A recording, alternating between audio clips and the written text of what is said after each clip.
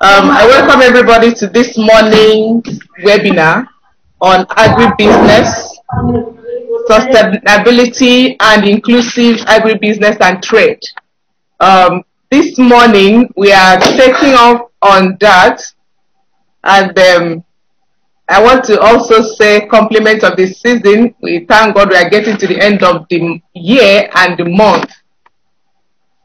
And we are closing this year with this leadership award in agribusiness, and also a conversation with it.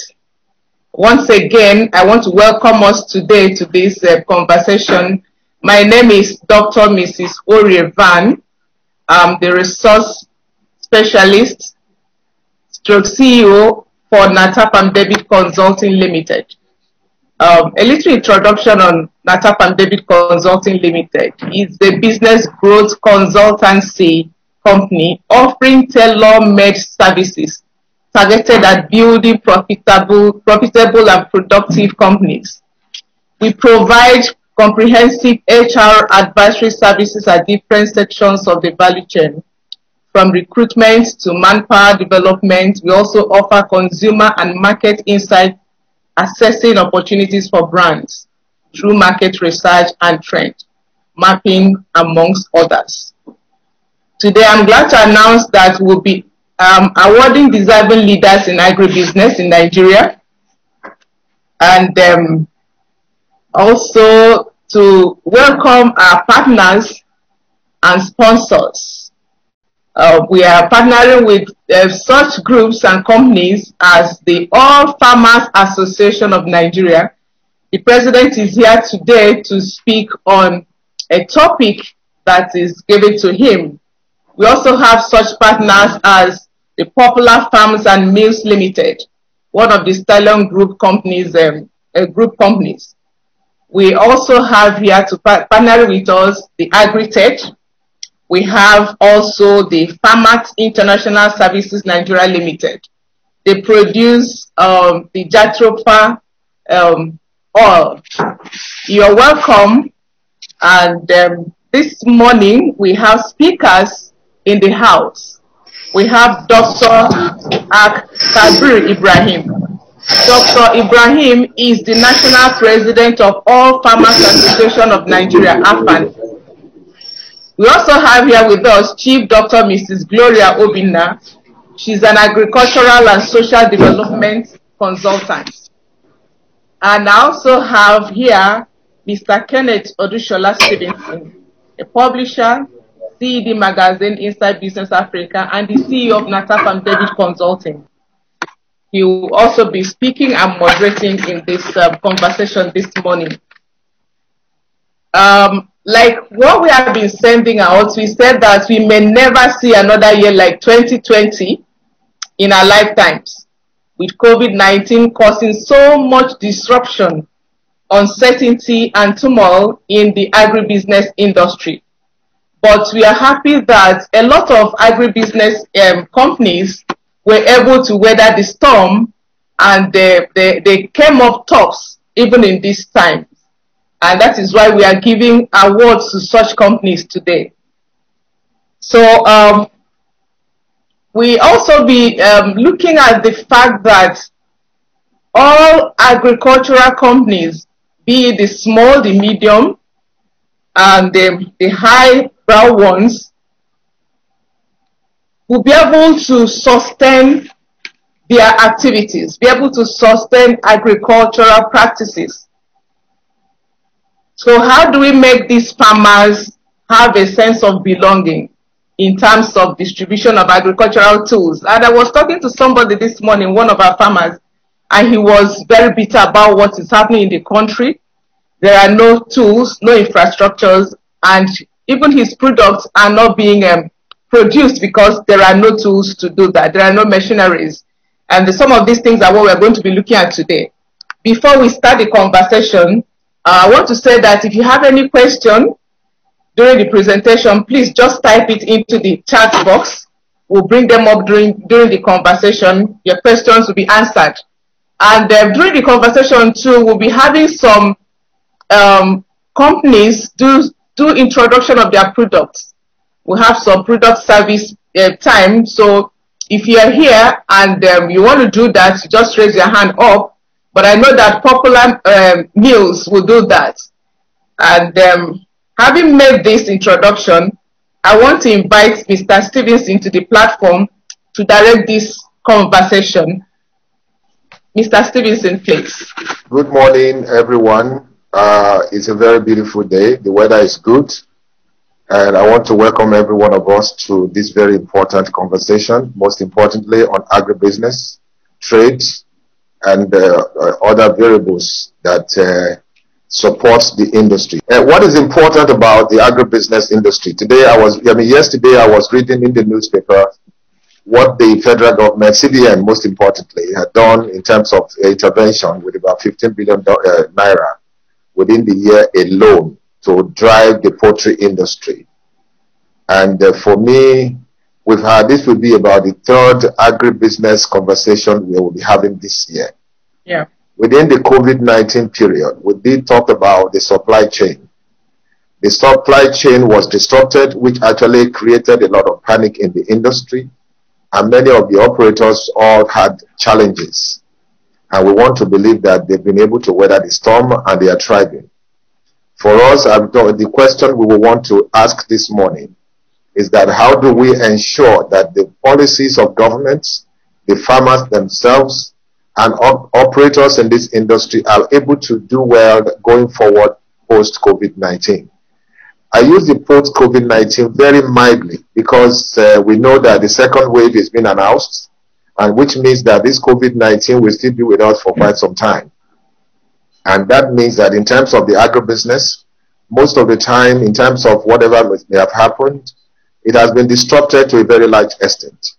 And we believe that the operators need to collaborate and be able to know if you are into the logistic aspect of it, you need to be able to retool yourself, and also if you're in the manufacturing.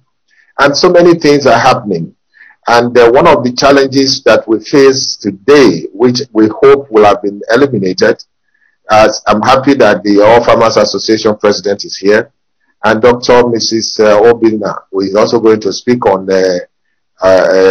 so many aspects of the things that has been done in terms of, because she had a very long experience in the agri sector, because as a civil servant who actually took part in the Fadama project. The whole thing about the disruption, I just hope it's not going to be more serious or severe at this period. If we remember that within the period of the COVID, the borders were closed. Now the second wave is being talked about, the borders are opened. And we have also realized that, most of the thing that happened in this industry is mainly about cutting corners and disrupting apart from the COVID-19, apart from other variables and supply chain logistics, we also have the problem of adulteration and faking. And for instance, most of the so-called imported rice may not necessarily be imported rice, maybe Nigerian rice. Most of the poultry products may not necessarily be foreign, or maybe Nigerian. But unfortunately, I don't know where the missing link is. Maybe the All Farmers Association president will be able to tell us. We have always said in this country that we should be proud of what we do. And that's the message of the president of this country, that we must buy Nigeria and also do made in Nigeria products. I must commend the likes of the investment of many of the agribusiness operators in this country, especially those large-scale business owners, from Dangote Group to Boa Group to Stallion Group to Agrited. These organizations have invested heavily in terms of innovation, technology, and also supply chain logistics. But to see them having issues in terms of their operation is very, very sad, because having put in such an investment, is expected that they should be able to reap the benefits of their investment. But what we have seen so far is the issue of disruption by way of adulteration, by way of smuggling, by way of cutting corners. Let me share an experience. A very big agribusiness operator yesterday was discussing with me. And these are the things that we want to be able to establish and also see whether we can make some sense out of it.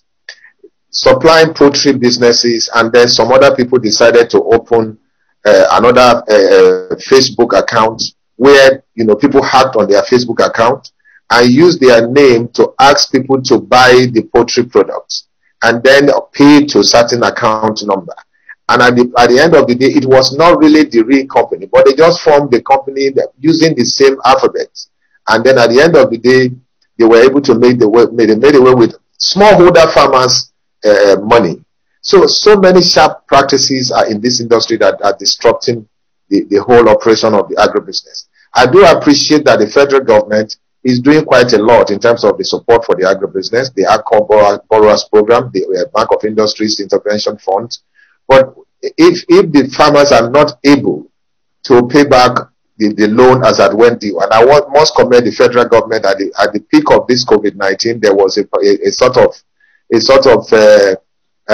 relief that was given in terms of saying that, you know, you defer payment to certain 1 or 2 months in terms of paying back the loan so that you can get back to business. I don't know whether that was implemented, but I do know that within that period too, there were so many things that was done to aid the agriculture business in Nigeria as a way of intervention.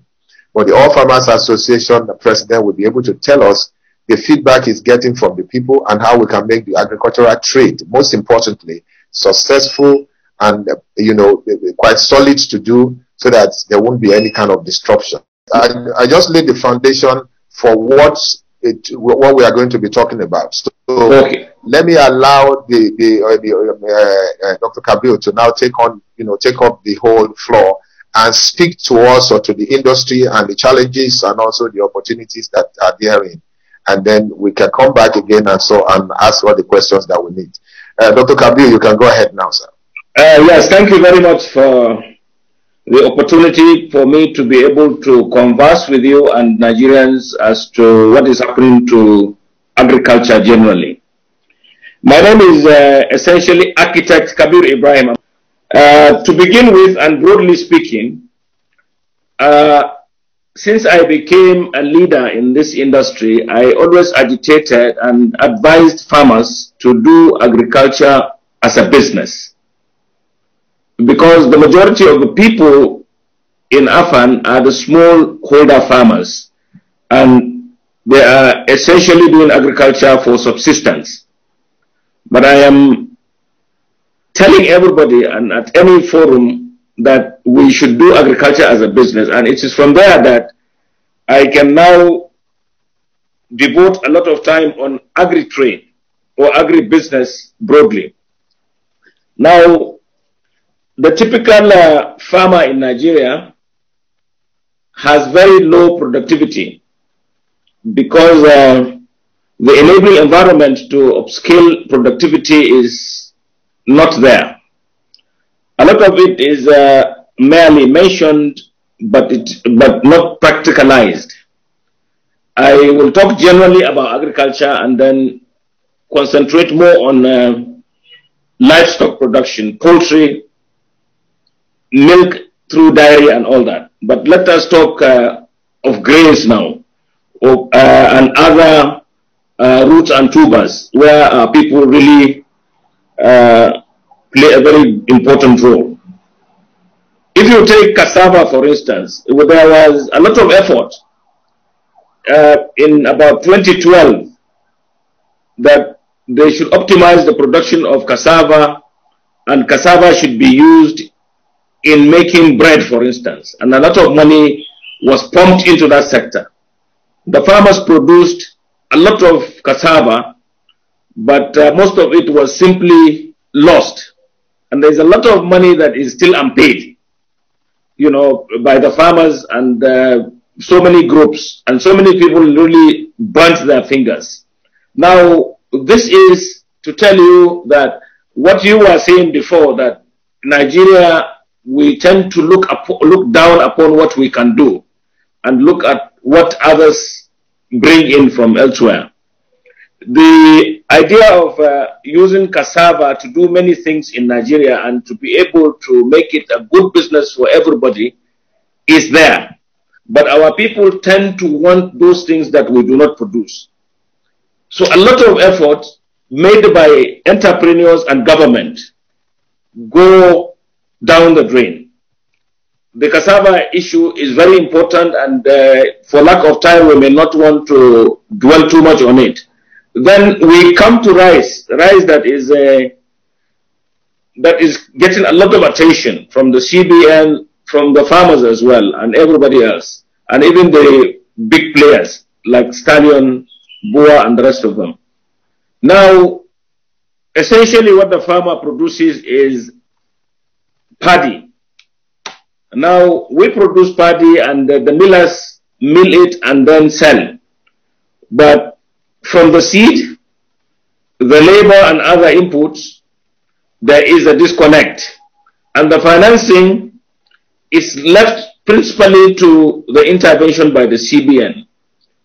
We may have made many gains, but we are not yet there. And that is why people are even talking of imported rice by any coloration, be it the Nigerian rice packaged in such a way that it will look like foreign, or foreign rice that is smuggled into Nigeria. Whatever the case is, if we produced very good quality rice and packaged it very well, the Nigerian or anybody will have no option than to buy what we have. So a lot of these things are really man-made. We have to deploy good agricultural practice. We must be able to upscale the production. We must be able to package and seek for the market, and then store so that the thing will not go bad, whatever we produce. These are impediments to agri-trade or agribusiness. And then unless the farmer gets the optimum value for what he or she produces, the lethargy sets in. And then again, for when you go to the miller, when the miller buys the paddy at a very high rate and mills it, packages it, and transports it to place of need, he goes through a lot of problems, and he has to pay for all of these services that he gets. Therefore, the price becomes prohibitive. Now, a price has to be right for any commodity to be able to really permeate the system, and especially that we have a very large population. One would imagine that if you have any food item that will go around the 200 million mouths, you have a ready market. But when the prices are not affordable, you have a problem. You segment the participation of the people. There are certain segments that cannot afford, cannot even dream of going there. Same thing with all other things that we make. Even if you make bread from a very expensive source of flour and sugar, the bread will be quite expensive and not easily affordable. And that is what everybody is in Nigeria. But you find even the people who make bread complaining. Then other grains that do not have the popularity that rice, wheat, and the rest of them will have. Such other things are like maize, for instance. Maize is principally not segregated. It is eaten as food in so many areas, especially here in northern Nigeria, but it is largely used as the energy component of the feed, the poultry feed.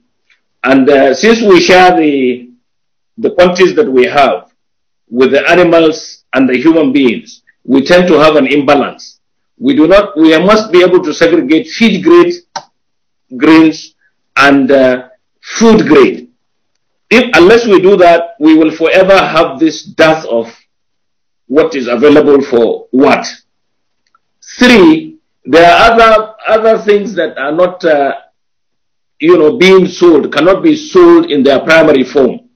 And once the farmer partakes in those ones, he gets very little because he does not have the enabling environment to add value. If you cannot add value to it and you have to sell it in its very raw form, primary form, to people who can add value, you tend to look upon them as Shylocks. They are only eating fat on what you do. That kind of thing also creates lethargy on the part of the farmer. So the farmer in Nigeria has to be working and should be assisted to work in sync with people who add value, with people who market what they do, and then for people who elongate the lives of what competencies they are in.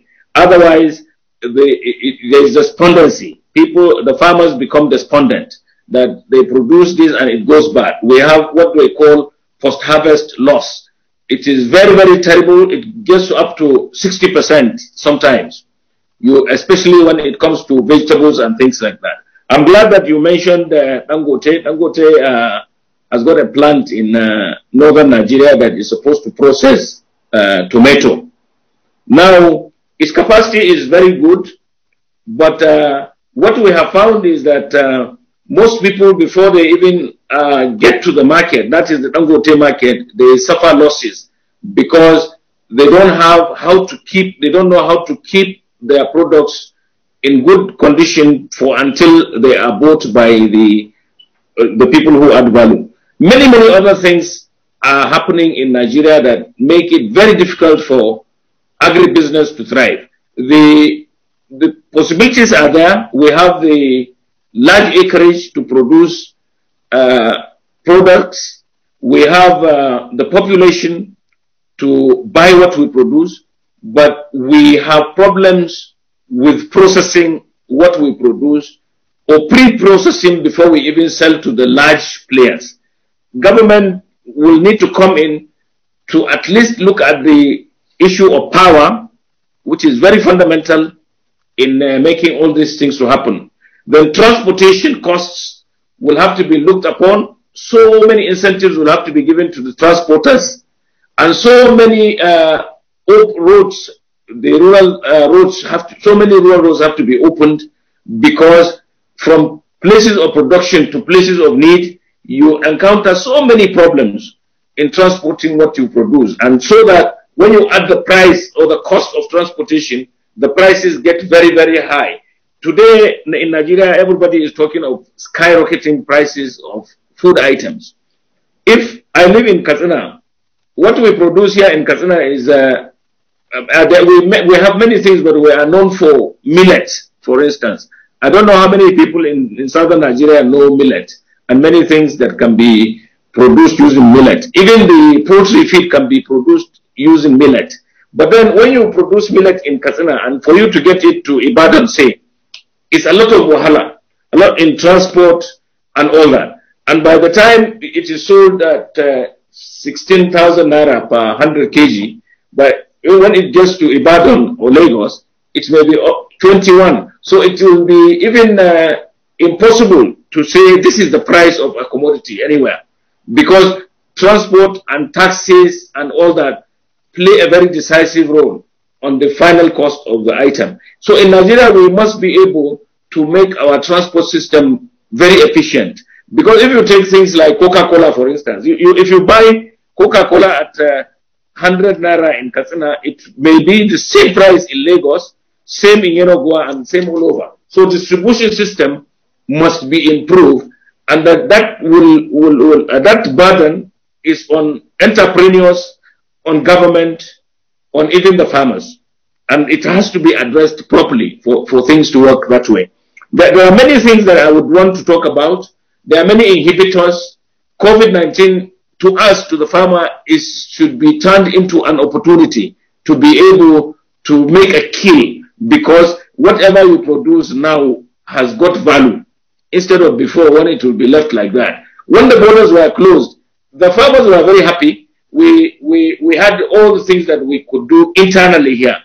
Even Nigeria was very lucky that we took the decision to even close the borders at the time we closed them, because soon after COVID set in, every country was on its own. You couldn't import anything from anywhere, and you couldn't export to any place. So what you had internally was what really saved us. That is why I sometimes laugh when people say the prices of food are very high, because if the borders were not closed, if the 500 trucks from the Wano market still found their way up to Timbuktu through Niger Republic, we would have had a deficit earlier than now. And now that the borders are opened, we look upon it as a catch-22 situation, because we have signed up to the AFTA, the borders have to be opened, because the African market is a common market, it's a free market for everybody. But also opening the market, and because of the borders, the land borders, the countries that we go to through our land borders are mainly countries that we practically feed. We might have, in the end, a deficit of what we have for our own population. That is to say that there will be a flight of what we have to those countries. I'm not saying that those countries do not have what will come in, but mainly what those countries used to be, like Benin Republic, were just a conduit for things that were brought in illegally. But when you man the borders and when you are sure that the custom does its work, it will be very difficult to smuggle anything. And then when you look at poultry, for instance, that you mentioned, in Africa, I used to be the president of Poultry Association of Nigeria between 2007 and 2012. And I know that the poultry industry in Nigeria is far, far more established than our neighbors. So I tend to agree with the last speaker that sometimes the chicken you see and call frozen chicken from abroad is actually from Nigeria, because those countries near us do not have poultry that they can bring to us. So what we have is some of our farmers, because of the cost of feed and all that, will now cull their birds, even if they are laying, freeze them and sell them as if they are really frozen chicken, because it's the only way they can elongate their lives. But if they don't even have ready market easily, they will spend a lot of money keeping them frozen.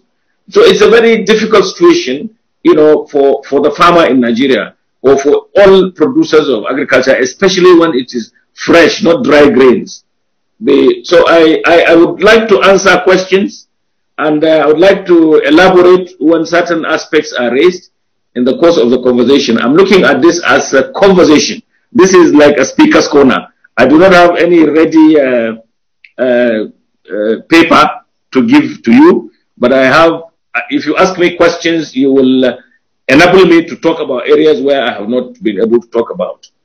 I hope that I'm not being too brief, but I will give others a chance to speak. Thank you very much. I am ready to answer questions if there are any that will expand and make my presentation more interesting. So, I know that I should have made a little bit introduction of who Dr. is. I want to say that architect Agribusiness, a member of the council, member of the Nigerian Institute of Architects, is a fellow of the Nigerian Institute of Management, African Champion for Change, and he's an awardee of the Development in Nigeria Merit Award in Architects. He's also the current national president of All Farmers Association of Nigeria, an association with over 40 million members. Prior to that, he was the national president of Poultry Association of Nigeria, PAN. He's widely traveled, highly urban, and has attended many conferences. Architect, thank you so much. And while listening in this sector, challenges of power, challenges of transportation, infrastructures, area, transportation issues, especially in the rural areas where you have no roads. We also have issues of production or processing. These are a lot of issues we have within the sector. And then I'm happy that you are here, since you are the president of All Farmers. So it's good we are here to talk about these issues and how these things can be fixed. You said that the government should be able to do some of these things, and then we found out that the government is actually not doing this. So what do we do at this point where government is not actually responding to this crisis of farmers, especially in the areas of transportation, light, irrigation, and so many things, and all that? I don't know what we can do, architects. What can we do? What can private companies do? What can individuals do to help solve these problems if federal government is not coming forward to do this? Like I mentioned earlier on, somebody called and said the problem they have is not production. They are producing, but the problem they have is processing, and this processing is as a result of not having the the machineries to do so. So they produce, they cannot process. And along the line, these produce they get spoiled, and they're losing a lot of money in companies too in this regard. I want you to call me, what can individuals or private companies do, since the government is not supplying these infrastructures needed for the farmers to perform optimally? Well, there is a program on, normally people, entrepreneurs should be able to invest in infrastructure. It happens in the first world. You can have a model where private entrepreneurs will come in to provide power. It could be off-grid. When you put yourselves together as a cottage industry, that is to say, determine that you are going to process gari or whatever you want to do with cassava in a certain location, and calculate all the power requirements, the roads and other infrastructure that you need. Then you call entrepreneurs, package it, and let them invest in it, and then you pay them through a certain model of that you can develop between you. Because this happens, like in France. I was in France sometime in maybe about 2017.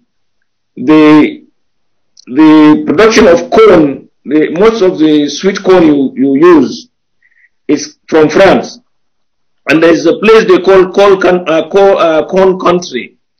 People come together with farms, and the optimum that I was able to meet was people had 450 hectares of land, and they were producing corn. So they came together and bought equipment. Maybe I saw a 200 horsepower tractor with GPS, and I saw a planter, and I saw a sprayer with 30 meters boom. These were used by 3 farmers who had 450 hectares of land each. They came together, bought it, and they had like a hangar where they kept it. One of the farmers, a 76-year-old, told me that in two weeks they were able to prepare his land for plantation, and then the irrigation scheme was able to help him to do that almost all year round, except in extreme winter, when they will do other things that thrive in winter. In all of that neighborhood, there were private entrepreneurs that provided them all the infrastructure that they needed, and these people were paid. So in Nigeria, we can do that. The government cannot do everything. Government is trying in its own way, but of course, everybody knows that the power problem in Nigeria is colossal. It's a lot of money, a lot of work has been done, a lot of money has been invested, but a lot of it has not really worked. The government has to do something to create, to intervene in those areas that are of very, very high importance. That is to say, and I want to enumerate them so that if you want to have food security in the near future, for instance, you must have good power. You must have transportation. You must have good seeds. You must mechanize. These are areas that you must invest. So government can defer other investments and invest heavily in these areas so that they will take off, and you give them the optimum push to be able to get to attain what you want to attain, and then do others. For instance, my sense now is you should invest heavily in security, for instance, for farmers to be able to go to their farms and produce. Do not build a road for me, for instance, that is maybe the dual carriageway between Abuja and Kaduna or to Kano can be suspended to make sure that there is security in the northeast and northwest. Because that road will serve no purpose when there is no food. So some of these things have to be looked upon, as a priority. You have to prioritize them. The same thing, in some of these enabling environments, like we mentioned, power, processing, extension work, research, and things like that will help us to produce optimally, to be able to feed ourselves, and then also to be able to export and earn foreign exchange. So individuals can invest, because everybody's attention is now in agriculture, luckily. Because since this government came and it launched the agriculture promotion policy, there is big surge of people coming into agriculture. I get calls from different people, but the CBN intervention has changed the dynamic somewhere, the narrative somewhere, because most of the people who come into agriculture now are coming for loans. What I am saying, you know, from my point of view, is there is too much money from the CBN going as loan to farmers. We didn't know this. We were doing agriculture before even this governor came on, who popularized Ankoboroa. I told you he came on board when in 2014, and then the CBN made it a policy now to intervene in agriculture. Before that, we were doing agriculture. We didn't have this kind of money. These windows are not there, and now the money cannot be repaid. Why? We must ask ourselves: are we doing it right? Are we giving the right kind of people? Are we really putting the money in the right place? So these are all of the questions that we need to answer and we need to ask. So I believe that entrepreneurs can come into agriculture to provide some of the infrastructure that those that are needed, but you need to encourage them and incentivize them, that the farmers will be put together as cooperatives to be able to get these facilities. I hope you are okay. Thank you so much. You are welcome. Okay. Let me come on here, because you've made a very valid point, Architect Kabir. You know, it's very, very valid point, and it's been said that, you know, I'm very happy you made that point about the CBN intervention, and there has been some cry from some of the governors in this country that CBN is getting out of the statutory policy in terms of regulation and the mandates, by going to give loan, then going to set up mortgage banks or set up a microfinance bank, and then take money. It's like competing with the conventional banks. And then, therefore, you will not be able to actually control the monetary policies, because you are also a competitor. So, I mean, how valid are these particular concerns by the operators and also the governors and also the investors in this country? It's a question for you, sir. Honestly, I'm a proponent of that CBN should simply curtail its intervention. I have been consulting for CBN in the physical development sector from Soludo period as an architect. I know that the CBN put in a lot of money in infrastructure development in our universities, even NDA, and in so many facilities. And most of these projects take a very long time to complete. The same thing is being repeated in the Ankoboroa program and in all the windows that are opening for agriculture. The funniest part of it is that if you go to development finance, they are not up to 20% professional agriculturists there.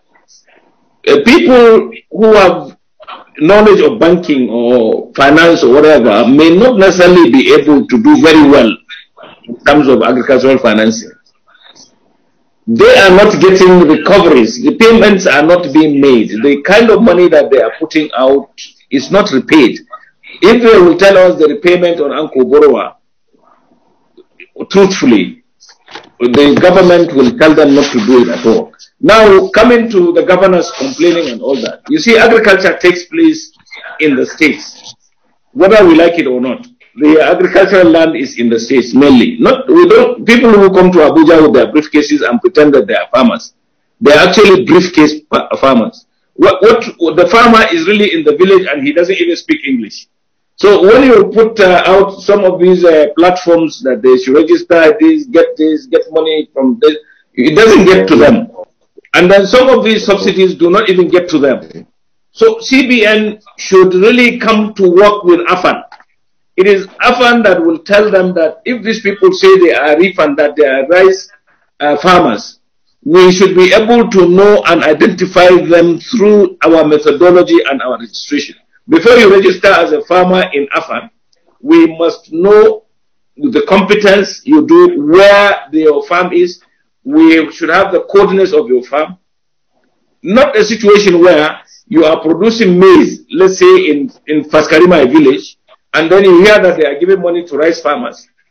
even if the land in which you produce the maize will not suffice it to produce rice, you will pretend that you have the acreage to do rice and take the loan. If you are going to experiment to produce rice in a location where you have never done before, you are not likely to pay back within the tenure of the loans. In fact, this takes me also to the tenure of these loans. Some of these loans, you know, they are not well thought out. The tenure is not well thought out. Some of these things, like rubber, they said they were going to intervene in rubber production.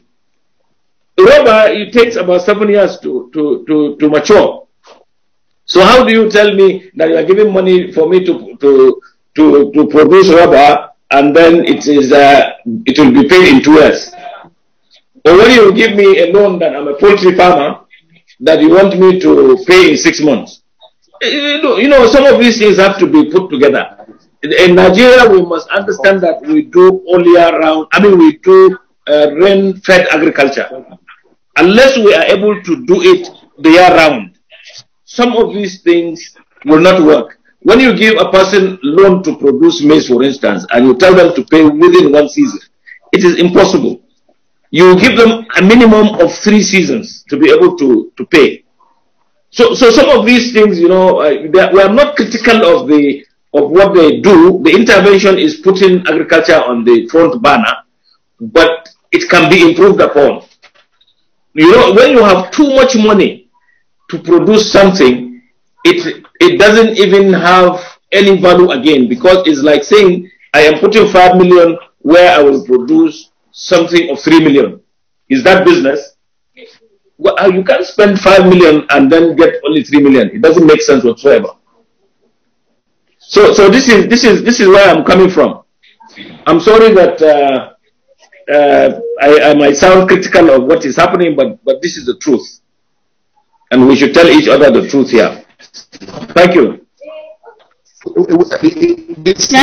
Thank you. Agriculture is business. We must. Yeah, thank you very much, Alaji. Yes, thank you. Yeah, I can hear you, sir. Yes, I hope you heard everything that I said. I can hear you. Okay. I can hear you. I would like to ask Alaji Agbaje. I heard everything. I was going to come up with another question, but I have Alaji Agbaje to speak. Because maybe she can also contribute to that question. What you have just stated to us here today is that agriculture, a cooperative agriculture is the way to go. That way we can monitor who is just like the oil and gas. We know who they are or who is in the industry. As we speak now, many people in the agriculture business that are not really part of your own team. In other words, that they don't belong to your association. So you can't regulate them. Neither can you do anything when they have with the default. So your proposal now is that corporatization of agriculture is the way to go, and all organs of government must recognize that. Okay, so we can now have Alaji Agbaje, please. Good morning. Yeah. No, my own is like a question and also a kind of contribution. My name is Mr. Agbaje Chinedu. I'm an agribusiness consultant. I write for Leadership newspaper and Daily Independent newspaper and a couple of newspaper houses on agribusiness. This is my second time on being on this platform, and I thank God for the first person that spoke, and the AFAN chairman also said something that also made me to react. The thing is, I believe that the issue of power that people are complaining is as a result of government policy. If government should unbundle power, farmers will not have issues with power. There are a lot of information technologies that can put together a farmers that will come together in a particular setting can have a power that they could use to run their farms. We have to push for government to unbundle power. Number two, the issue of processing and packaging. Investigation, I have gone to our farmers are in the course of researching to write. We try to encourage them into processing and packaging. They always tell us that the challenges they're having is NAFDAC. NAFDAC protocol is the bottleneck is too much. Even the cost, I believe that if NAFDAC should step down, they can generate a lot of money from farmers. People going into processing and packaging, they will generate a lot of money. But if they put their price high as the way they put it, a lot of people will not come in, and some people will start packaging without NAFDAC number. And for instance, look at I did a experiment on beans. We cleaned up the beans, trashed the beans, cleaned it up. The thing came out very well, very fine. We packaged it, we pushed it around to supermarkets. I'm based in Kaduna, but I travel a lot. I meet people because I don't want to write nonsense in the newspaper. I write with information, first-hand information of what I see, what I feel, what I've tested, and what I know. That is what I bring out for people to know. I thank God and also thank the leadership newspaper people that give us that platform free of charge to reach out to people. Thank you, and I think I have another thing today for being part of this conversation today. Thank you, Mr. Chinedu. I want to call on Popular Farms. Are they here? Yes, ma'am. Mr. Amit? We are here. Okay. Yes, I'm here. I'm calling you up to talk about your products and your business. Thank you. Thank you very much, madam. First, thank you very much for organize such a virtual meeting on inclusiveness and agribusiness platform, including the sustainability. Mr. Istimension, I know him. He has been an anchor. He has been a moderator. He has been a knowledgeable person in the various fields, and he has rightly pointed out few things. I'm also thankful to the chairman Afan for his insight of the agriculture industry as a whole. He has rightly pointed out few things which we must appreciate. Having said that, I first also congratulate the federal government for CBN's Anchor Borrowers program, and I'm going to quote it even for the inclusive and sustainable agriculture. It is a live example of that the topic which is being given to me to address and talk about. Farmers in Nigeria are hardworking. Nigeria has the potential.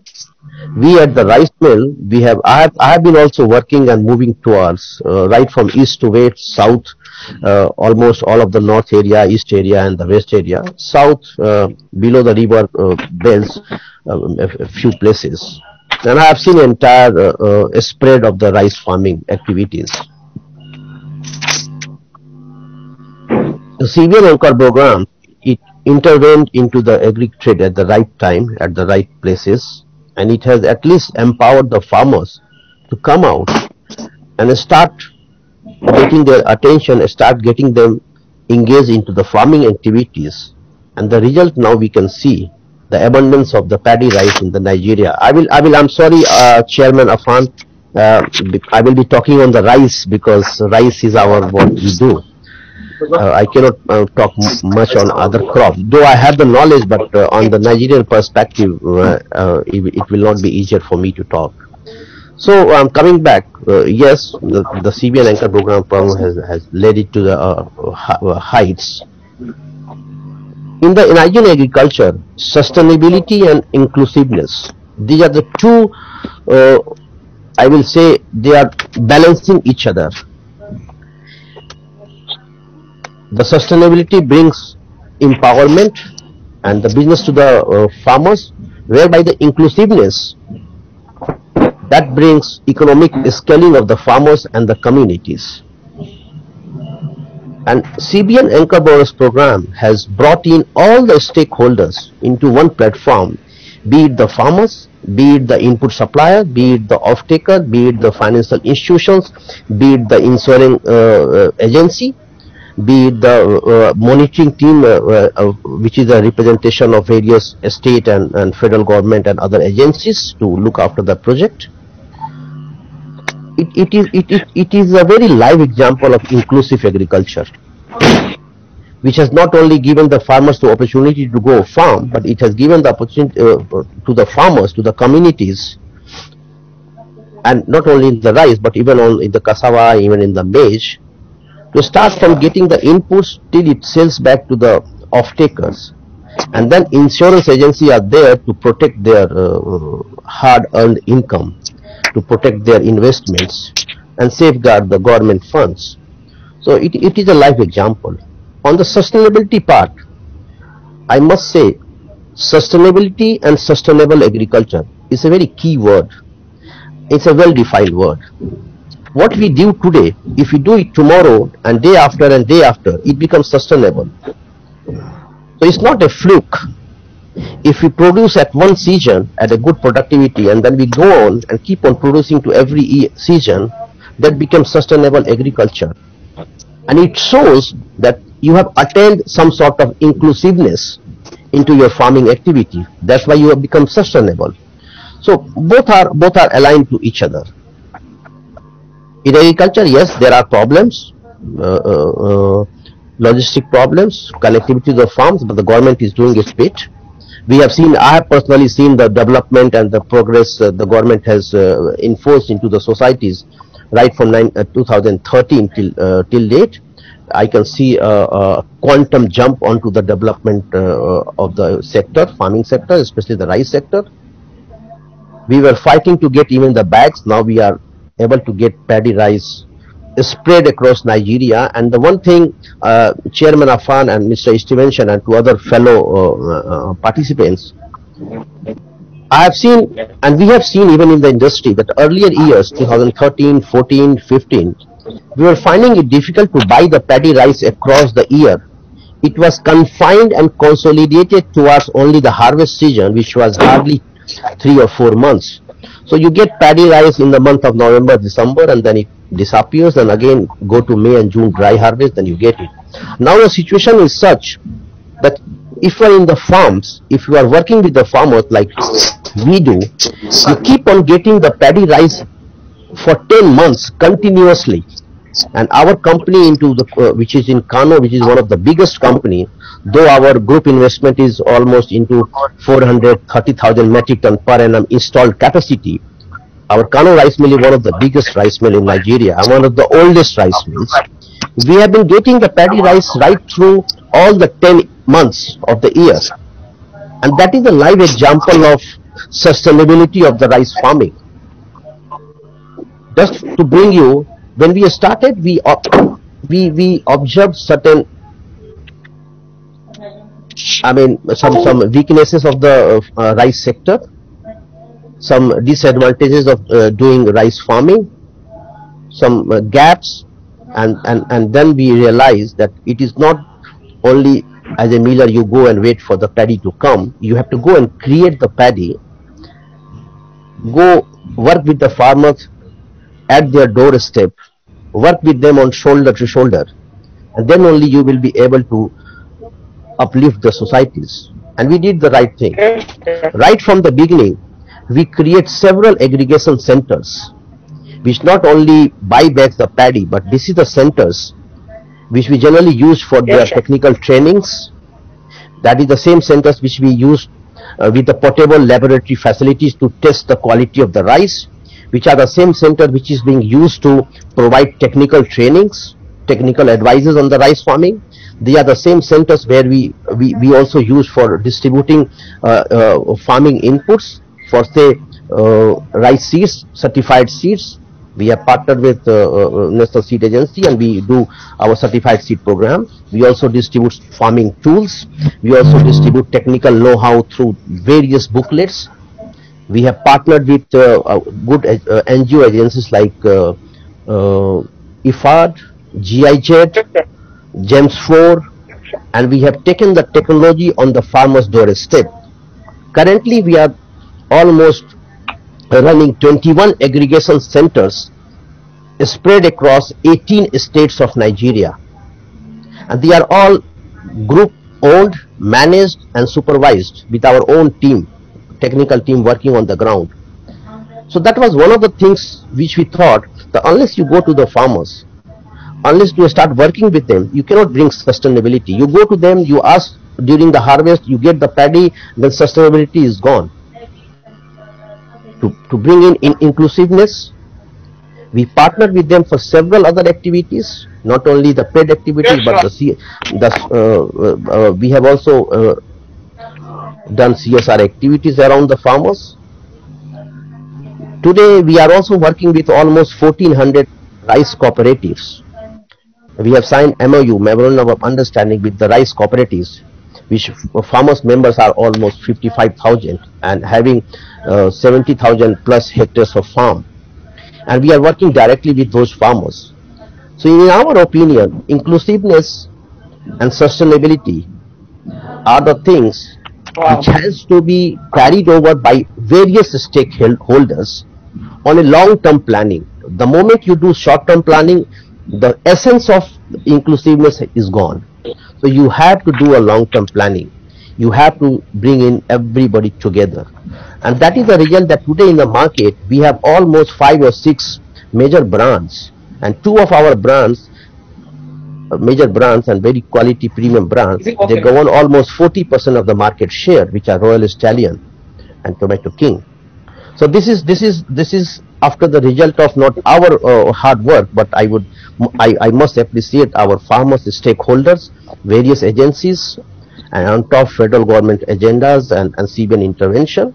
We work with them, and we work 24/7, 365 hours. And if I say that we work 24/7, 365, I mean it. So that is how we are trying to bring in the industry on the larger and on the higher platform. And we think and we see that yes, there are changes, and there are changes for development, there are changes for self-sufficiency, there are changes for upliftment of the farming communities. Thank you very much. Mr. Amit, from Popular Farms, a member of the Stallion Group of companies. Okay, thank you so much, Mr. Amit, on that. What I wanted to talk about is Mr. Amit. It's basically about the border, the reopening of borders. How has it been when the border was closed? Did it help in Mr. Amit, the benefit of the border closure on your operations, because you manufacture locally. So what has it been, and what will be the impact of the border, opening now going forward? First and foremost, we should be knowing that the border closure has been for the items which are legally supposed to be imported, and rice having into banned list, this is legally not imported. So first it is an illegal thing, an illegitimate trade. Of course, if the rice is smuggled into, it is questioning the our own survival, and government is doing its lot of activities to stop it. They have been doing in the past. We don't welcome any rice smuggling into the Nigeria.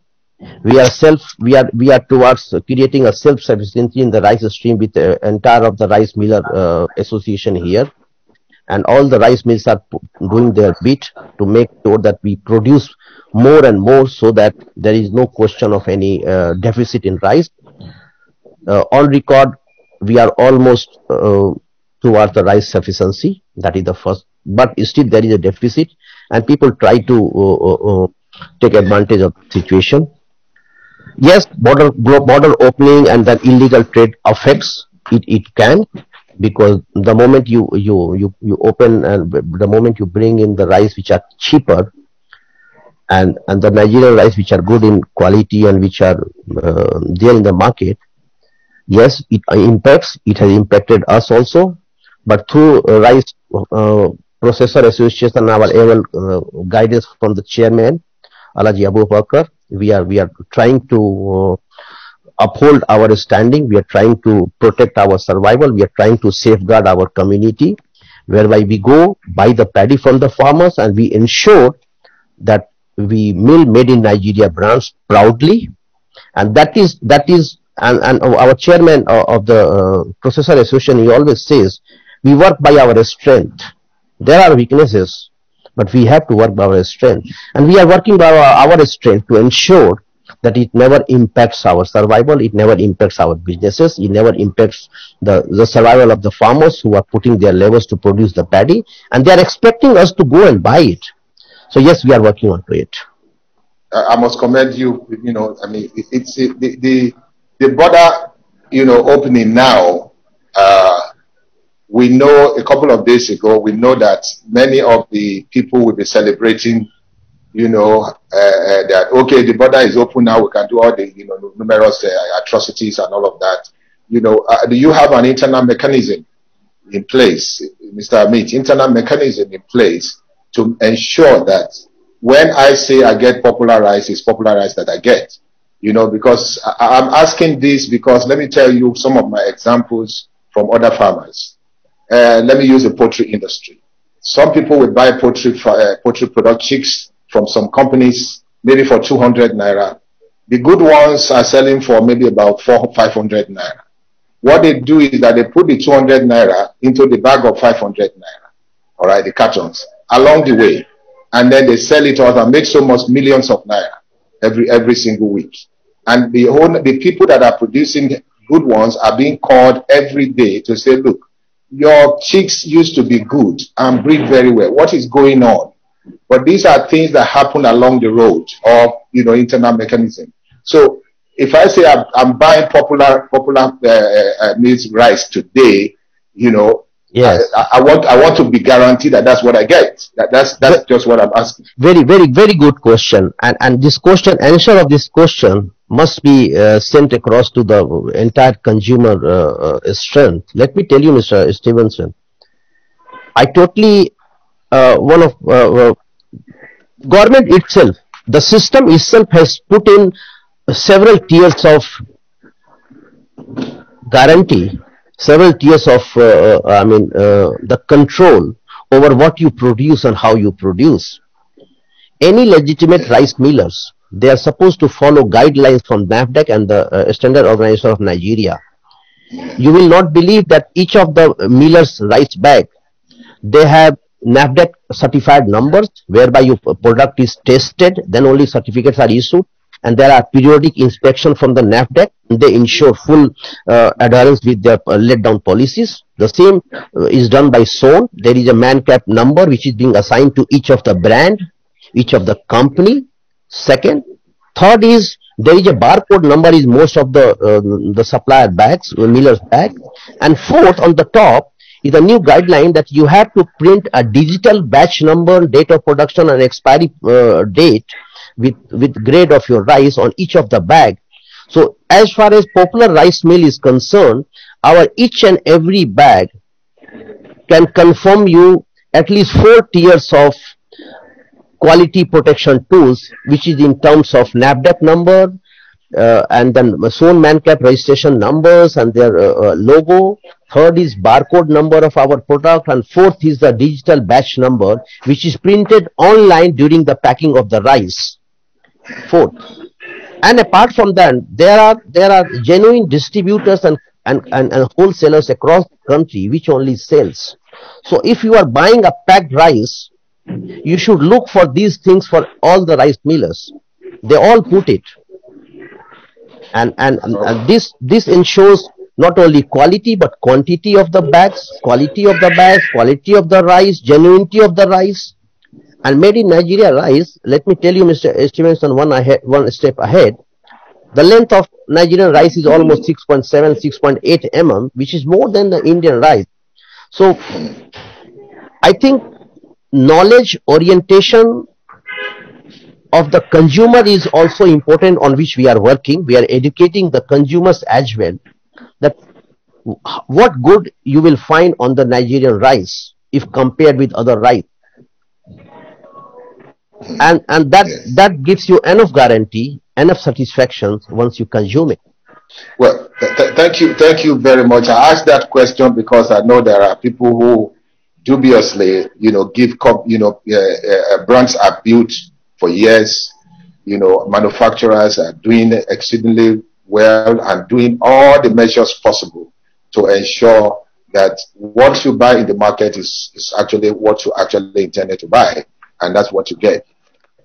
But unfortunately, like I said, the day the border was announced, which was 2 days ago, and there was a report that we did that suggested that what people were doing, like the customs also told us, was they will carry, like for instance, I pray, it does not necessarily your own bag. They carry a registered brand and use the bag, empty whatever is on that, and they have their tools that they take into the back of the house and they seal it back, knowing fully well that the rice they have put into your bag is not really the rice you have put in. And like you said, in association with Right Farmers Association or All Farmers Association, the education must be done to ensure Nigerians are actually getting what they're actually paying for. Thank you very much.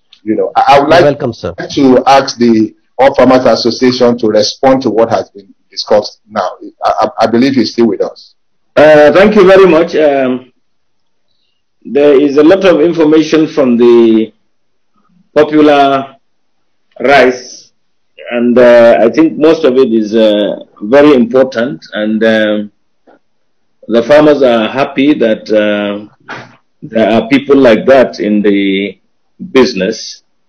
If they offtake what we produce and produce or mill a good product that will go into the Nigerian market, it would make it more realistic for us to attain food sufficiency in rice. Because the other people who talk of imported rice being better than Nigerian rice have just been told that the grain of the Nigerian rice is even longer than any rice that you bring from India, for instance, according to him. I understand the issue of disruptive innovation or entire or complete fraud by some unscrupulous Nigerians. The duty for every Nigerian is to secure the sovereignty of our nation, and most people think that the food that is coming into Nigeria or that is produced in Nigeria should not be anything that should concern them. But I think it is very, very important that everybody wakes up. Let us be our brothers' keepers. Let us be able to man and query anybody who abuses their responsibilities. If a custom officer colludes with people who smuggle, and you know that the man lives big or he is fat on the system and he builds skyscrapers and drives cars and all that, you should lose that. You should deprecate that. You should not shower him with encomiums. You should deprecate what he does. You should tell him to his face that you know that he's a thief. He's doing a lot of damage to the nation. That way, I think we will help the government, we will help everybody else in Nigeria. Let us be able to be very proud of our heritage. The typical American is very loyal to his nation because the nation does a lot of things to him or her. He will not see you doing wrong, something that will affect his country, and he will keep quiet. But we should imbibe the same culture in Nigeria. I am a poultry farmer and I know what happens. Somebody will bring chicks from Obasanjo farms or somebody will bring chicks from another farm, maybe somebody who has a small farm and that does not do sufficient biosecurity, but he will put the chicks in Obasanjo farm's carton, and he will bring it to Katsina and sell at Obasanjo farms, which is not correct at all. The issue of the barcode, the whatever, the SON numbers, the NAFDAC numbers, whatever, they can all be forged. Or the carton itself can be manipulated to to carry the thing, because the production is not much, the margin is not necessarily much. The guy who is peddling it is colluding with the guy who is producing the bad thing to do it. That is why they are able to do it. But if you just go to the market without knowing and you buy something that is not what you expect and you come to deliver to people who placed the order, when they raise an alarm, you will be the first one to go back to the place you bought from and complain. But what is happening is that that middleman is working in cahoot with the falsifier of these documents, and that is what is making it difficult. So in Nigeria, we must have a change of mindset. Everybody should work towards making Nigeria great. It is everybody's concern that Nigeria should work. Our nation should work. And then when we do that, we will get the best results possible. But if you think that some people are supposed to take care of these things and it's not your business, then we have a problem. Because one, we do not have sufficient manpower to cater for all these things. Nigeria is very vast. If you look at, even when you go to security, how many policemen do we have in this country? If you go to the customs, how many do we have that check everything? So I think the effort that people are making to conform with regulations will go a very long way if they are supported by the consumers or the users or the people entrusted with making sure that things are done right. It is very good for popular rice, for instance, to conform with all those things in packaging and to make sure that they package the right kind of thing. But it requires you and I and everybody else in Nigeria to safeguard that thing that they do. Like Kenneth said, somebody can just go behind their, behind their kitchen, open the bag, the packaging, seal it back. Put something else and seal it back and sell as that coming from popular rice, which is very, very wrong. Anybody who does that should be discouraged from the people around him, the people in his household should tell him that what he's doing is wrong. Because, you wake up, you tell your child that, look, what you are going to do outside there is wrong. Don't do it. You are making the person to be a good human being. We must be able to do that. We must change our mindset. We must look upon Nigeria as our home, and we cannot change it. And all these things should work.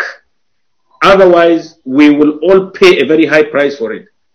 I will give you a short story, and I want you to appreciate it. When we had problems with petrol in Katsina, we used to buy from, in the informal market. We used to buy from people who used to hoard it. Maybe a jerry can of 25 liters would sell like 10,000. Then there was this guy who was he was getting petrol from filling station, and it was not adulterated as such. So I used to have a very fine car that was very sensitive to bad petrol. So I would drive all the way to his place to buy this expensive petrol to put in my car if I wanted to travel. One day when I went there, I saw an old woman across the road waiting for a vehicle to go to a village to see her ancestors. While I was buying this and he was filling my tank, some child came, probably her grandson, his own son, was saying that he was asking for the grandmother. That is my customer's mother. They said she was across the road trying to get to get a vehicle to travel. So I now asked him whether he knew how much she was paying to get to that place at that time when petrol was very costly. He said it was almost twice what they used to. I said, well, you are the person causing this wahala. If people like you don't hold petrol and make it expensive, you will not have to pay twice for your mother to travel. So ultimately, you also suffer for the bad that you are doing. So this is the same situation.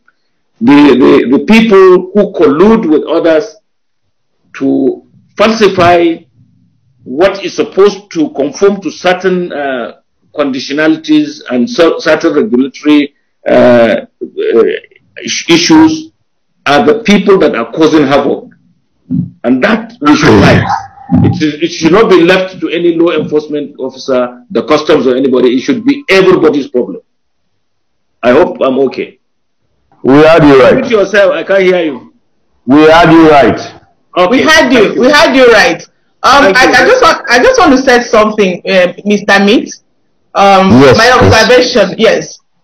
In terms of this security and putting controls and checks, I would have assumed that you have specific distributors. You have distributors who pick the products from the factory or warehouse to sell. And I also will assume that these distributors should have a platform where these regulations or control measures are put in place, have a platform where you discuss these issues so that they know that these are the controls or these are the regulations placed on your product. Nobody sell or nobody takes your product, probably rebacks and sell out. So I think if you start from the distributors, like you said, you're creating knowledge of these controls, I think it will go a little bit far to help these irregularities. So it's an observation that I think that you could also incorporate. Let the distributors be the people that will have the first-hand knowledge of the controls you are putting in. Now, after that, probably subcontractors, sub-distributors, before it gets down to the consumers. And I know that there are distributors down the line that you don't have control of.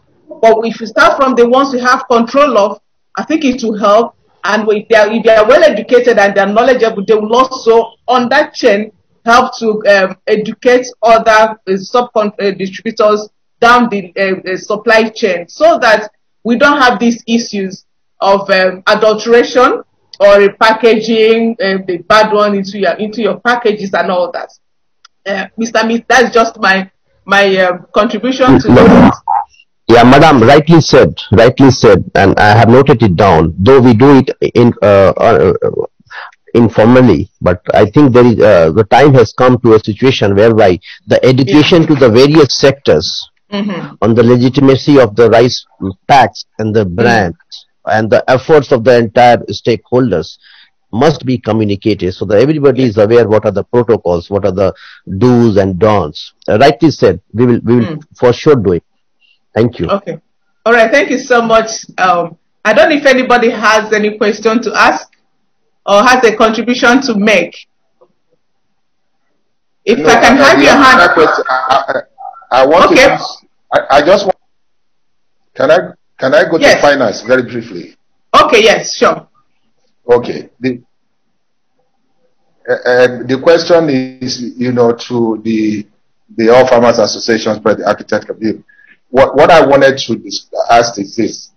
I will get a lot of complaint from some of our clients in terms of the financing. The rates is not the same. It's like the way we do the dollar and pounds and naira. Some you get it for 360, some 300, and some 400 and something, some 400. So it's almost the same thing with the banks and intervention agencies. We get a lot of complaint about the financing from Bank of Industry. It's like they give to you with one hand and take it back with another hand. In terms of their own way of revolving loans and how much interest they charge and some of the service charge. By the time you put it together, you are more or less competing with First Bank. But people praise the Anchor Borrowers Program. But I do believe that all these things are all coming from government. They are all government agencies, apart from the private sector banks. So are you getting the same complaint in terms of BOI's funding from your members? And also, what advice will you want to give to the financial institutions in terms of their intervention, and also how the industry can actually succeed? Not because it will also affect the pricing outside there. That's where you will see some rice are being sold for 25,000 and some are being sold for 15,000. It also part of the fact, how do I get my money to fund my production? But if we have a very unified rate for the agriculture sector, will it not help, and you would stop getting all this complaint? To Architect Kabir, please. Well, Kenneth, I need to explain certain things to everyone here. Yeah. if you are borrowing from those sectors that are giving subsidy in terms of financing to farmers, that is the 7%, now 5% from CBN assisted loans, and the BOI that is 9%, and the commercial banks, if you are going for commercial, it's over 20% and all that. Now the farmer has a choice, or whoever the entrepreneur is has a choice. It's either you get financing from a very low interest rate source, or if you think you can manage, you go to a commercial bank to get it. But let us restrict ourselves to those windows that are created to make financing of agriculture very easy to access and easy to repay.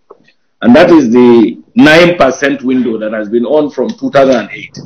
The CBN, when it started, it was giving all this possibility to all banks that are accepted to participate in this program.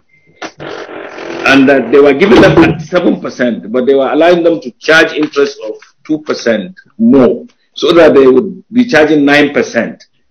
If you take any loan through that window, it has to be like that. I mean, if anybody asks you for anything outside those things, except probably insurance and things like that, you have every right to complain, and it shouldn't make what you produce to cost more. Because as far as the records are concerned, we do not have those complaints. The complaints that we have is many, and they have to do especially to people who say they represent a group. People who take money on behalf of others. What happens is somehow these middlemen abuse their responsibilities. You can have an arrangement where some money is coming to a farmer at an advertised rate, and this is the quantum is well known. But when the person is taking the money, he is shortchanged, and he is told that certain things, obligations have to be made because we are corrupt. And if the person agrees with that, then he himself is culpable, because if there is no bribe giver, there will be no bribe taker. So I don't think that I don't have any written complaint of people who agreed to get financing at a certain percentage, and midway they are made to pay more than that, or they are made to bring out money legitimately for certain things that were gazetted from that loan package. I don't have that. But I have speculations. I have people coming to tell me all kinds of stories that this loan, we are supposed to get 250,000. 250,000 was paid into our account, and suddenly it was removed. Only 20,000 was left. And then when you check, you find that it was somebody that was just using them to steal money. I will tell you what is happening in Kano now, even on the rice and Koboroa. The CBN is taking some people to court for 10 billion naira fraud. You know, like I told you, some people will pretend that they are farmers, whereas they are not. Some people, because they are probably, they have a political appointment, and they think that they are the people facilitating the loan. They will now pretend that there are 1,000 farmers under them, and they will have the names and even BVN numbers of these people. These people will exist. They will use them to take this money, but the money will not be given to the actual people. The people whose BVNs and names are there do not really benefit from the loan. It's these crooks that take all the money for 1,000 people. So if you take maybe, let's say, 180,000 that was supposed to be given to 1,000 people, and one person just takes it away. So you will not get any repayment, because when you ask and he buys a car, marries and all that with the money, he will not be able to repay. And that is why the CBN loans, Anko Boroa and whatever, are not paid.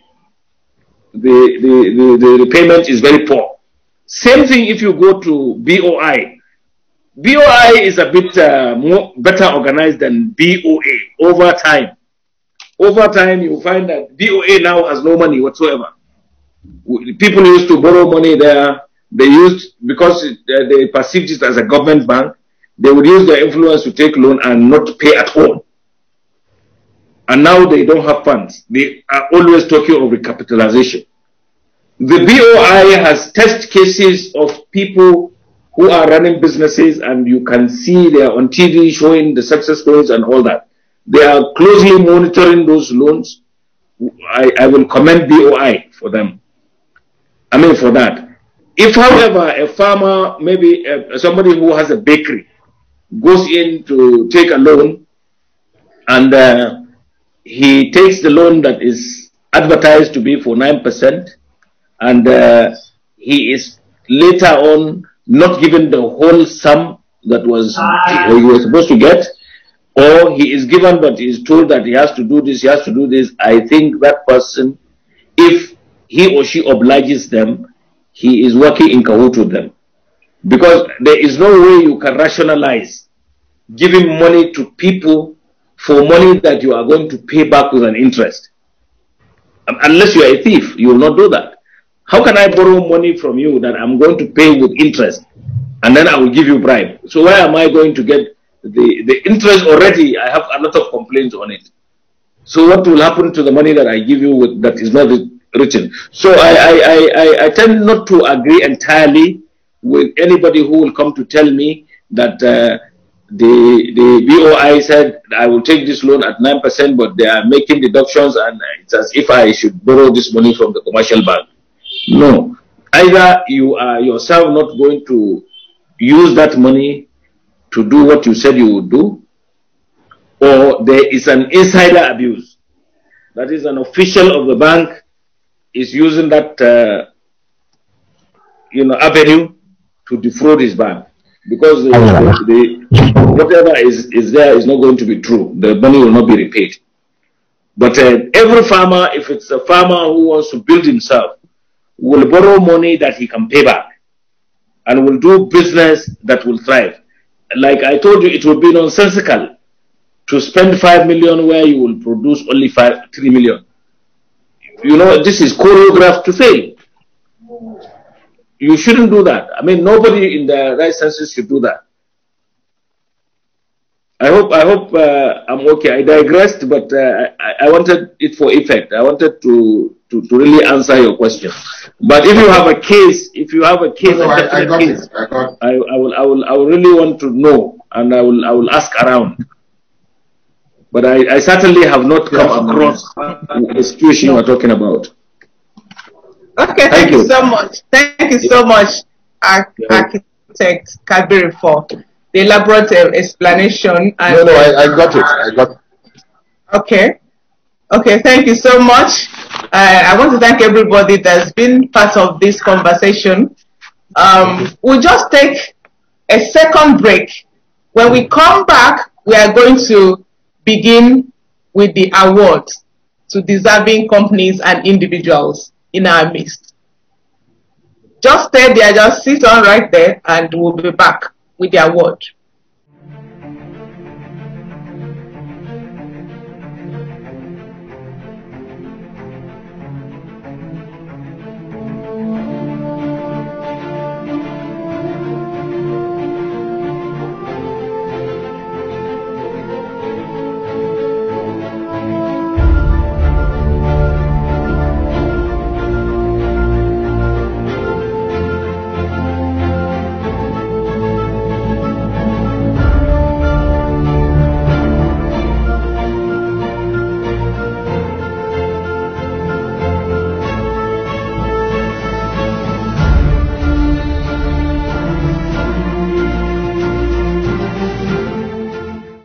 Thank you so much, everybody. And at this point, like we said earlier on, is a conversation and then awards to deserving companies and individuals who have been able to put their heads above the storm during this period, especially this challenging year 2020 with all the problems of pandemic and all that. I'm going to call on my CEO, Mr. Stevenson, for the awards. We have, to receive these awards, we have the popular farms, we have the Agritech, we have FarmNat. We are also recognizing the national president of the All Farmers Association. So I think now I'm going to hand it over to Mr. Kenneth Stevenson for the award giving. The awards will be displayed on the screen, and then after the program, we'll come to your office to present the award to you physically. But here we are going to receive the awards virtually. Thank you. Okay, I think what we want to say, first of all, is a very big thank you to all of us who have made this conversation possible. It's been a very trying year, 2020, and this particular, program is supposed to have been going on physically, but unfortunately, we just heard about this second wave that is almost coming, and therefore many things that are now being done, and now, in fact, the hotels now are restricting the numbers of people. Hence, we decided that instead of not doing it, we have to do it because the conversation about agriculture can never be enough. And for Natafam David Consulting and Dr. Mrs. Van, it's an inspiration to be able to come out with about 4 or 5 different organizations. It's not about the number, it's about the quality of the companies. And if you can hear from what Mr. Amit has said, in terms of what measures that are being put in place by popular farms and mills, to ensure that they serve Nigeria across board with quality products, we should agree that some of these organizations deserve this commendation. And that's why they are being rewarded for their, the service they are doing to this country and investment portfolio they are putting into Nigeria despite the challenges. The 2020 has been quite challenging. During the period of the COVID-19, when it was quite hot and the lockdown, many of these companies actually were doing absolutely nothing. Those manufacturing docks, the chicks, were being locked down on traffic on the roads and the blockage and all that, and they lost a lot of money. And some of them are here. I mean, they are still thriving. So we must commend them. Popular farms, for instance, in terms of production, has been sustained over the years, and in fact also increasing in terms of their production capacity. These are very important organizations that Nigerians should recommend. And for us, we also want to say that in Nigeria, the National Orientation Agency, I was speaking with the minister that agency seems to have been dead. Need to do a lot of things in terms of advocacy and right information for people to be able to know what. Let me first of all recognize here Architect Kabir Ibrahim, and we want to thank you very much. That's extremely well. Congratulations. I thank you immensely for it, and you are encouraging me to work harder, and you are encouraging me to ask my farmers to work harder. Exactly. Nigeria is for everybody. I think we should all work towards making Nigeria great. Mm-hmm. Opportunities are there. We have vast land and we have a population. We can only, do our bit by feeding everybody in Nigeria, and then make Nigeria the hub for agri-produce in Africa. We have just signed up to AFTA, and we have the biggest economy in Africa, and we want it to be agro-based, and therefore our agriculture will dominate Africa, and that is what we should do as farmers. We will make you proud even more. So thank you very much. Thank you. Thank you, sir. Thank you so much. Okay, so let me call on FEMAT International Services. They are actually into agriculture. That an enterprise that is called Jatsu Farming. If the representative is with us, please can you just acknowledge? While we commend you on the industry for what is going on, we actually want to say a very big thank you for actually being part of this whole conversation as well. FEMAT International Services Agency, Popular Farms and Mills Limited. Mr. Amit actually spoke extremely well about what Popular Farm has been doing in Nigeria And indeed, I'm sure this is not the first award being received. There are several awards that have been received by popular farms and been commended by Nigerian, including also Inside Business Africa, who has in the past rewarded the versatility and the resourcefulness of popular farms mills limited for their contribution to the Nigerian economy. Popular Farm, like we like to say, is a member of the Stallion Group of companies that has been here for over 50 years. Congratulations, Popular Farms and Mills Limited. Mr. Amit, you've been doing a very good job canvassing between Lagos and Koyakano and all I think not Nigeria more than myself now these days. Congratulations, Mr. Amit. Are you here? So thank you very much, Mr. Kenneth. Popular Farms and Mills is thankful to the trust the farmers has interested into, the societal community has interested into, the different stakeholders like you as a media group has interested into, and the various other partners they are interested into. We are governed. We have a vision. We have very thought of plan to lead Nigerian rice revolution and contribute our bit to make it self-sufficient in coming years. So thank you very much. We need your blessings. Thanks to you. Thanks the entire Nigeria. Thank you very much, Mr. Amit. Can you bring in Agrited? Agrited by 2021. Agrited will be celebrating 30 years in the poultry industry in Nigeria. The managing director and chief executive is actually currently out of the country due to the COVID, but the GM I'm sure is with us. And I want to thank on behalf of Metafarm David Consulting, we'd like to congratulate Agrited. Is into poultry business. It's actually building the Blue Plain Farm in Ibadan. It will be the largest in the whole of West Africa, and if not Africa.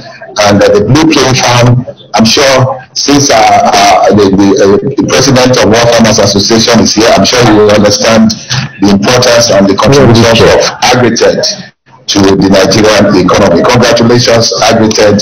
The chairman is outside the country. He's actually had to run away because of the COVID, but I'm sure he's quite happy that this particular award is coming to Agrited at this particular time. Congratulations.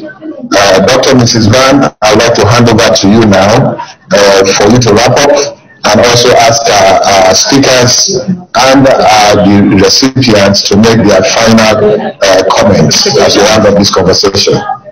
Thank you so much. So thank you so much, everybody that's been part of this conversation. It's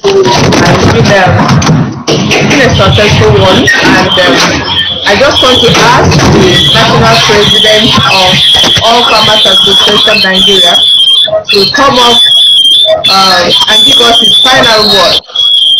You can just come up and give us your final word, advice, or what we should go home with. Sir, Architect Kabiru, the National President of All Farmers Association, please. I am delighted that I am part of this, and I believe that this is very, very value added to the agriculture space. And I'm happy that I met so many players on this platform. I'm particularly happy with what Popular Farms are doing with our rice. And I believe that there's a lot of light at the end of the tunnel. Yeah. I know that Nigeria will be self-sufficient in rice. What Popular Farms do not understand is that, or does not understand is that with the good work that they are doing, we will soon start exporting rice to the African countries in general, because we have signed up to AFTA. And this is the dream that we should be able to export. And then we will also go to Europe. That's why I am the national chairman of the National Technical Working Group on Global Government. So I am trying to tell all the farmers to imbibe global, what do you call it, good agricultural practice, so that what we produce will not require rejection. There will not be too much chemical, too much insecticide and all that to what we produce, to be able to export it to everywhere in the world. I will tell you a story to buttress this, what I'm saying. Many years ago, I was in a meeting at the USDA. The then Secretary of Agriculture, I've forgotten his name, he was going to Indonesia. But he did tell me that, or tell the meeting, that the delegation that I led, that they had 6 million metric tons of yellow corn in their silo. That they were looking for a way to bring it to Africa. That I could get, because then there was a vessel that they had access to, and that vessel could take only 15,000 metric tons of yellow corn. They said that I could take 15,000 metric tons of yellow corn to Lagos and pay 1 ebu. But in Nigeria at that time, there were 2 tariff regimes. One was 5% and the other was 35%. For you to pay 5% tariff in bringing anything, all we are interested in is proper care. You needed to bribe the customs to be able to do that. If, however, you are subjected to 35%, you would not break even. So, I'm saying this for effect. If everybody in Nigeria packages whatever is produced very well, we will easily sell it to Africa, because the market in Africa is very vast.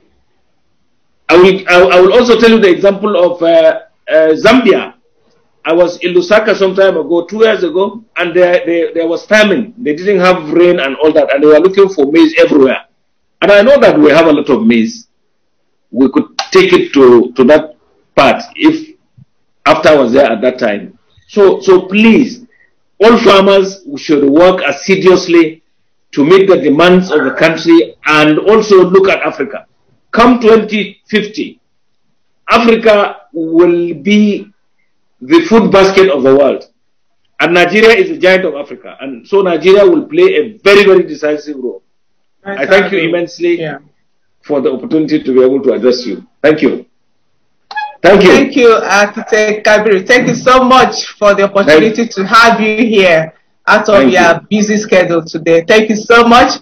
I want to call on Mr. Amit to have a parting word for us. He heard what the National President of AFAN said about Nigeria exporting rice, including your popular rice. So I want to hear a parting word from you and your promise on that. Thank you.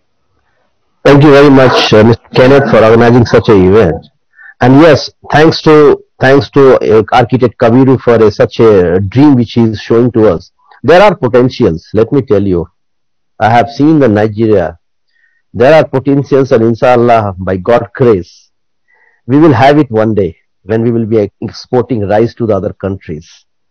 And it's happening. If you see the other commodities in sesame, in cashew, in ginger, it is happening already. So it will happen in rice. We are working. We are leading Nigerian rice revolution, and I call it always a revolution. It's not a drive. It's not a project. For a Stalin, it's a revolution, and we are paying our attention. We are installing more and more capacity. Our chairman, Mr. Sunil Vaswani, has a dream to install almost 1.5 million tons of operational capacity, and it will happen very soon. Everybody else is putting his own or her effort, and one day for sure we will be exporting rice. We are good quality rice to the other countries. Thank you very much again. Thank you so much, Mr. Amit, for that parting word. There is rice revolution in Nigeria, and then it's going to extend to the whole Africa. I want to ask if Mr. Femnat, Mr. Femi just came in, and I think he's been finding it difficult to join this conversation. The award has been presented to their company before he came in. Can you just say something? I know you have not been around here, but there was a concern you were raising. Please, just in 2 minutes, can you just say that, because we're already rounding off, please? We have the National President of All Farmers Association is here, so you will just hear that within 2 minutes. Thank you so much. Good morning, everybody. I'm happy I'm part of you this morning. My discussion is about Jatropha. We had the Jatropha. I have at least 100 acres of land which I plant, and up to now it has not been useful for me. I don't know what we can do about it. Jatropha seed. I have it in my farm, and since over 5 years now, that I've been getting the seed, nobody to buy the seed. So please, if there's any way you can assist me on buying the seed, that's my contribution to this meeting. Thank you. Okay, I think you need to have a personal conversation with the national president of all farmers. This is all farmers, not just a specific kind of farming. You need to have a conversation with him so that he can give you, he can make his suggestions on how Jatropha seed or oil. I think it's an oil. It's processed into oil, isn't it? Okay. I'll give you his contact, sir. If you don't mind, I'm going to give you your contact so he discusses with you, because this is part of the people in the group of the All Farmers Association. Thank you so much once again, everybody that attended. Architect, I hope you don't mind. I'm going to give him your contact. Yes, yes, go ahead. Go ahead. Okay, sir. Go ahead. Okay, sir. Okay, the Jatropha used to be very popular about 5-6 years ago, and so many people went into it. So I wonder how he is not able to sell his seeds. But when we talk, I'm sure we will get people to talk to him. Thank you. Okay, thank you, sir. Thank you so much, everyone who have been part of this conversation. And we hope, by God's grace, next year is going to be a physical conversation and not online. And then we are going to express ourselves better. Thank you so much, Architect Kabir, the All Farmers Association President. Thank you, Mr. Amit from the Popular Farms. Thank you, AgriTech. Thank you, FarmNat. And thank you, every other person. Thank you, Mr. Stevenson Odushola. And all Nata Farm David Consulting staff. And do have a good afternoon. Thank you. Thank you. Thank you very much. Bye.